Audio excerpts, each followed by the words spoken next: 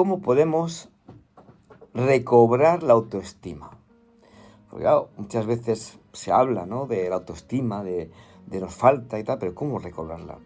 Hay que ir al recuerdo, hay que volver en un momento de tranquilidad del día, cualquiera, un momento de paz, de tranquilidad, donde nadie nos perturbe, intentar recordar momentos de nuestra vida, volver lo que se llama a sanar el niño interior que todos tenemos, y ese niño herido que hace parte de nosotros, es nosotros mismos de pequeños, y se quedó bloqueado en muchas ocasiones a lo largo de nuestra vida, bloqueado por vergüenza que le ha hecho pasar su papá, su mamá, diciéndole cosas hirientes, y ha hecho que ese niño se ha bloqueado, se ha congelado, porque el miedo producido por los padres ha hecho que ese niño se congelara, que es una de las 3 formas que el ser humano tiene de reacción frente al miedo.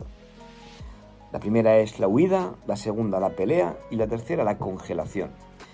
Evidentemente, con los padres no se puede más que congelarse. Con el tiempo igual aprende a rebelarse, pero lo más frecuente es la congelación, y esa congelación de la que hablo es la que hay que ir a buscar para que ese niño se libere de esa congelación y pueda funcionar, pueda volver a andar, pueda volver a sonreír, pueda volver ese niño pequeño a volver a integrarse en la persona adulta que todos somos. Ir a buscarlo. Hay que ir a buscar a ese niño herido.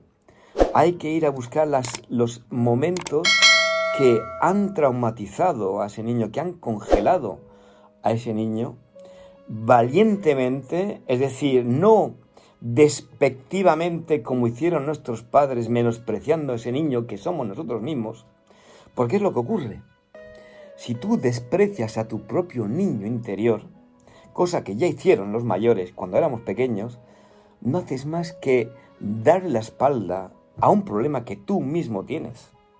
No dudes que ese niño pequeño, que está ahí esperando que le hagas caso, para que puedas funcionar correctamente, para que te puedas divertir correctamente, para que puedas querer con alegría, para que puedas disfrutar de la vida como un niño, porque los niños disfrutan de la vida, no cuando muchas veces los adultos somos serios, hemos perdido la idea de vivir, hemos perdido el sentido mismo de vivir. Volver a sacar, a volver a vivir lo que vivimos, esos traumas pequeños, grandes, depende de cada uno.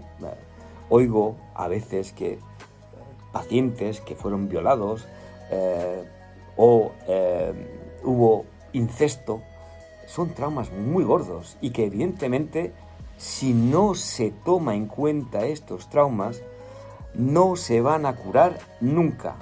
Un ejemplo. Hace poco, una paciente, 70 años, me dijo tal cual: estuve casada 2 veces, tengo una hija, ella tiene 70 años, ya una hija ya mayor, y me dijo así: mis 2 maridos no le llegaron al tobillo a mi padre. Terrible, terrible. Cuando eres abandonado, esto te suena bien, te suena hasta bonito. Pero cuando ya no eres abandonado, cuando ya has curado tus heridas, significa simplemente que esa mujer de 70 años sigue todavía enganchada con su padre y nunca pudo ser feliz con ningún hombre. Esto, evidentemente, ella es mujer, pero también pasa con los hombres que están enganchados con sus mamás y se quedan ahí enganchados toda la vida, y las mujeres que le aparecen a lo largo de la vida no le llegarán al tobillo de su mamá, tal como me contaba esta paciente de 70 años, casada 2 veces y con una hija. Yo sé que puede parecer extraño, no lo es, no lo es. Desgraciadamente, hoy, de nuestros días, la mayoría de la gente no se ha tratado porque cree que es ridículo, porque cree que la psicología es para tontos, o que para locos, o para gente que está mal, y no.